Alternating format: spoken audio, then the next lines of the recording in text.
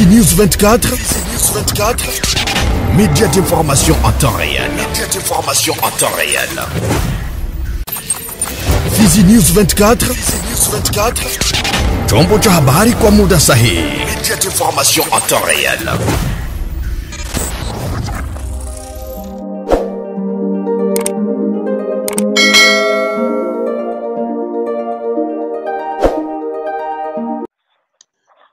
Naam, hii ni Fizi News. Mtazamaji wetu, ni kwamba tunakuletea matangazo mbalimbali. Tunapatikana mashariki mwa Jamhuri ya Kidemokrasia ya Kongo, ambako ni TV online au online na kuletea habari mbalimbali.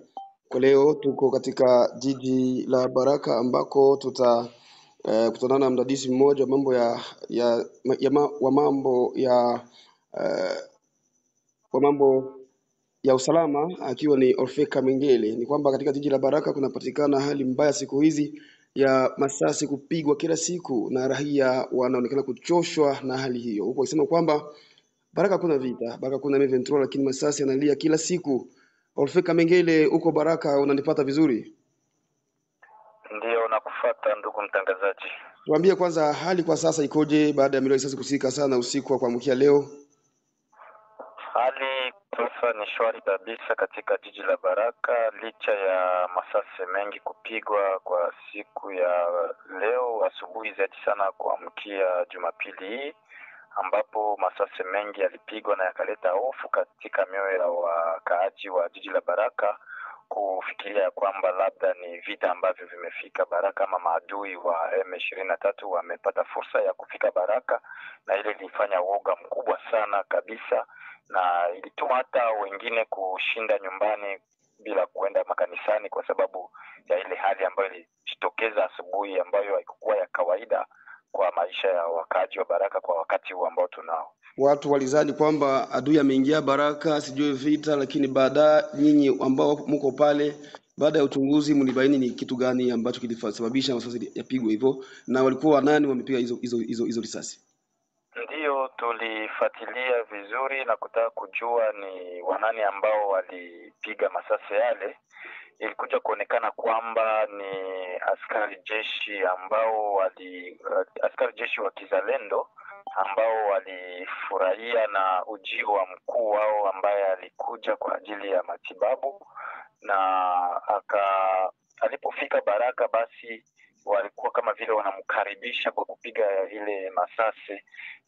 Na baada tulipofuatilia kwa sababu gani zaidi sana, nini kiliwafanya wapige, ama nani aliwapa oda ya wao kupiga masasi, ilikuja kuonekana kwamba hawakupewa oda na mtu, lakini ni ile tu furaha ya kuona kwamba mkubwa wao anarudi akiwa mzima, ndio hiyo watuma na kuwapelekea kusema kwamba wapige ile masasi kwa ajili ya kuonyesha furaha yao, kuona ule kiongozi wao ametoka katika shamba mapambano huko Nyangezi na kuja akiwa mzima, licha ya walio wengi ambao walienda kule kwenye vita ya mapambano, labda wangali wajarudia, wangali na subiri kufanya mapambano na maadui.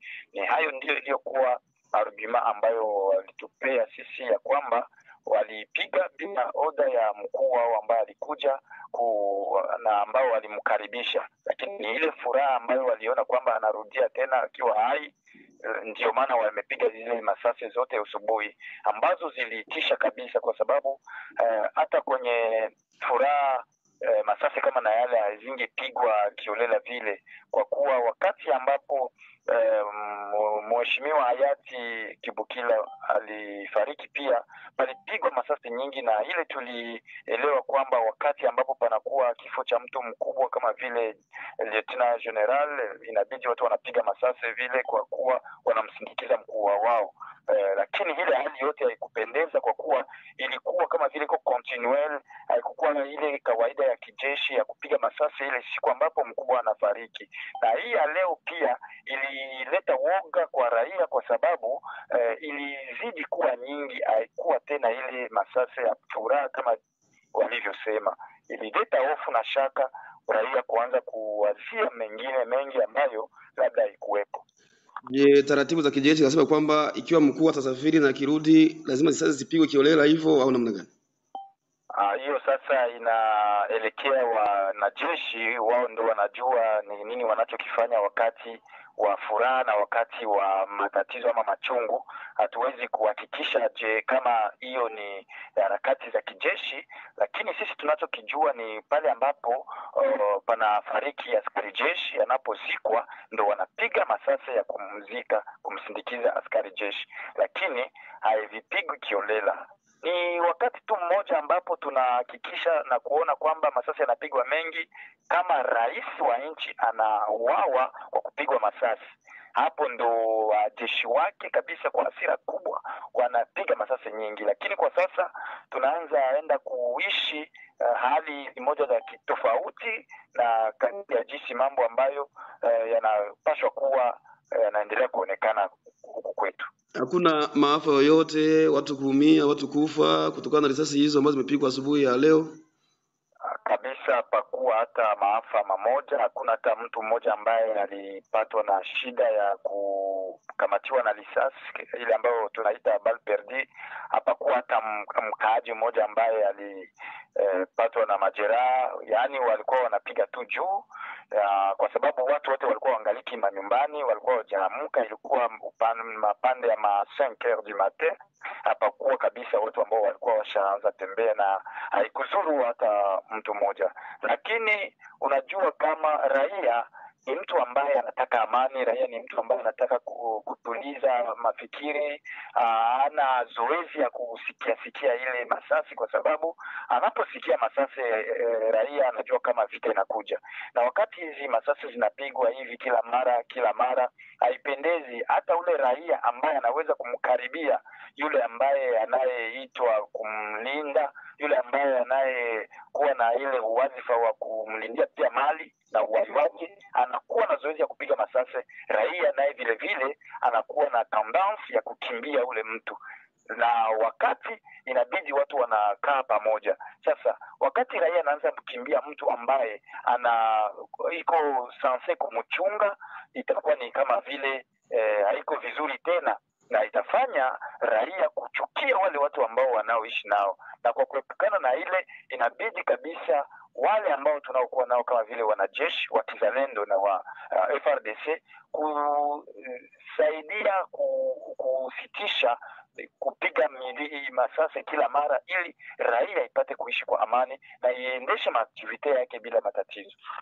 Licha ya kupokea mkuu wao kuonyesha furaha na kupiga risasi kiolela wazalendo katika jiji la Baraka imekuwa kama vile ni kawaida, na kuna madhara baadhi imeshawahi kutokea. Mfano, zilipigwa risasi pembezoni mwa chuo kikuu cha Isem Baraka pale, mtoto mmoja pale ni mwanafunzi akapatwa risasi akiwa ndani ya shule na kadhalika. Nyinyi kama vile malida wa sehemu vijana, mnachukuliaje swala hilo la masasi kupigwa kiolela katika jiji la Baraka?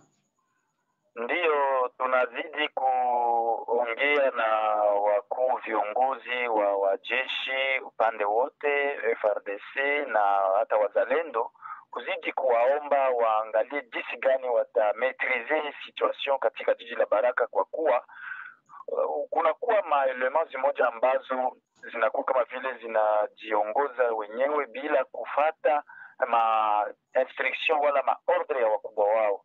Sifikiri kwamba kunaweza kuwa mkubwa ambaye anaweza akaruhusu wanajeshi wake kupiga masasi kiolela ama kuwaruhusu kufanya mabaya, kufanya matrakaseri na kunyanyasa raia. Hapana, lakini miongoni mwa wanajeshi, miongoni mwa watu ambao wanashikilia silaha, kuna wale ambao wanakuwa wanajiongoza wenyewe, na ni wale ambao tunaoomba wakuu wao wapate kuwametrize na kuwapatia kama moral, kuonyesha kwamba wakati jiji la Baraka alijawa ndani ya vita ya waasi, waache kuwa napiga ile masasi ambayo zimoja zinafikiria hata kupata raia wasiokuwa na hatia yoyote ile, na mengine yanafikia hata kuuana wao kwa wao, na haiko vizuri, haionyeshi sura mzuri wakati kipindi hiki watu wanakuwa katika kungojea vita ambavyo tunavyokaribiana navyo na waasi wa M23. Tunasema vile vita kwa sababu gani?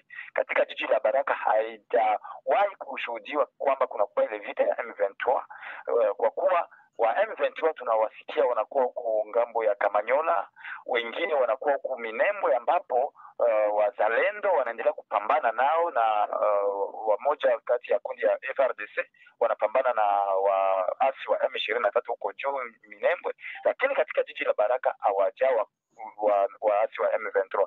Kwa hiyo tunazidi kuwaambia wakuu viongozi wao wametrize wa maelema zao ili raia iishi kwa amani, na raia isipoishi kwa amani basi hata misaada ambao wanaohitaji kwa raia wanaweza kuikosa. Lakini kama wanashikamana na raia, wanalindia raia usalama, itakuwa vizuri. Raia nayo itaona kwamba wao wanafaa na wataendelea kutoa ile michango yao kwa ajili ya kuwasapoti katika kipindi kimgumu ambapo wanakabiliana na janga kubwa la kupiganisha waasi wa M23. Meya wa jiji na makamu meya wa jiji na meya kwa muda wa jiji la Baraka Bi Emerite Tabisha ameshalipigia kelele sana swala hilo na kusema kwamba hataki kusikia risasi zipigwe ovyo ovyo, na kuambia wakuu wa wazalendo waweke watu wao chini kuonyesha namna gani wanaweza kuwa na utaratibu kuliko kusumbua watu kila mara. Lakini swala mwito wa meya wa jiji unakuwa kama vile unapuuziwa na wazalendo. Umeona kwa nini wasiheshimu meya wa jiji? Sema kwamba meya wa jiji ni kiongozi ambaye anapaswa kuwa na hekima kubwa, na hasa zaidi sana anapaswa kujua kwa wakati huu ambao tunakuwa nao ni wakati mgumu sana, ambapo kunakuwa mchanganyiko wa wanajeshi, kunakuwa jeshi la kizalendo na kunakuwa jeshi la serikali, na yeye kama vile mkuu wa jiji kwa wakati huu inabidi anaangalia jinsi gani ya kumultiplier ma rencontre na wakuu viongozi wa wazalendo, ana multiplier ma rencontre na wakuu viongozi wa FRDC na wa PNC na services zote za security kwa ajili ya kuzidi kuwahamasisha na kuwaonya zaidi sana, ili hali hii ya kupiga masasi kiolela, hali hii ya kupiga masasi kila siku ipate kusitishwa, na hili itakufanya raia nao waone ya kwamba kweli wakuu viongozi wanajitolea na kupiganisha kwa ajili ya usalama wao. Lakini wakati ataona kwamba eti anawaambia kila mara na wamsikii na aache, itakuwa kama vile anachoka ama anashindwa na kazi yake, kwa kuwa hawa wazalendo ni wameitishwa na serikali ya Kongo katika jiji la Baraka na maeneo popote ambapo wanapatikana, na kama serikali ya Kongo ama rais wa Kongo ndio waliwaitisha, basi inabidi wanatembea polepole nao na kushauriana na kuwaonyesha maafa ambayo inaweza kutokea na kuonyesha uzuri wao katika kuishi pamoja na raia na jinsi gani wanapaswa kujikomporte vis-a-vis na maisha ya raia na mali ya raia, ili wasiwe kama vile nyanyaso kwa raia na isionekane kwamba wao ndio wanakuja sasa kufanya kitu kibaya kuzidia yale malalamiko ambayo raia walikutaniwa nayo wakati walipokuwa na jeshi la taifa FRDC na PNC, kwa sababu raia ilikuwa inalalamika, lakini sasa wakati wao wanakuja na kuzidisha ile ambayo wao walikuwa wanakutaniwa nayo raia, itafanya raia ione kwamba wao ni kama vile wafalii kitu, na wakati ni watu ambao wanafanya kazi mkubwa kwa ajili ya kukimbiza adui na kufanya adui asiingie katika maeneo ambapo raia wa Baraka, raia wa Fizi wanakuwa iko. Kwa kumeza mahojiano yetu ni kwamba tuambie mahusiano kati ya FRDC na wazalendo Baraka ipo namna gani?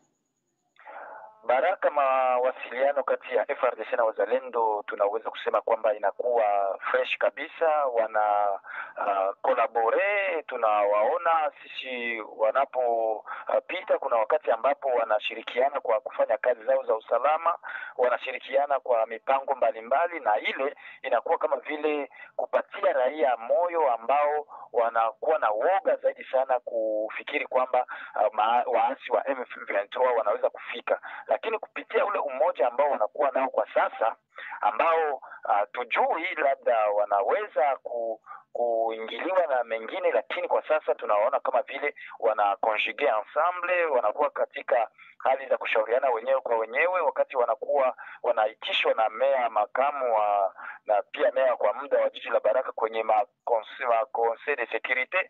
Tunaona kwamba wanaongea vizuri, wana collaborate, na ile inafanya raia ipate kuwa na kamoyo kidogo kwa wao ambao wanaowachunga, na hiyo ndio tunaweza kuomba waendelee kucollaborate kwa kuwa bila FRDC wazalendo kama hawapo hapa katika jiji la Baraka, na vile vile FRDC nayo bila wazalendo kama nao labda kupitia ile hali ambayo wenzao walikuwa wakuja wanakimbia, kama nao wameshakimbia kwa kuwa wangesikia boga, lakini wazalendo waliwatia moyo na wao katiana moyo, na ndio maana wote wako pamoja na uhusiano wao unaendelea vizuri kwetu sisi ambao tunaoona jinsi wanaishi. Olfeka Mengele, tunakushukuru kwa muda wako. Mimi nashukuru zaidi sana. Asante sana. Hii ni Fizi News, endelea kufuatilia. Fizi News 24, média d'information en temps réel.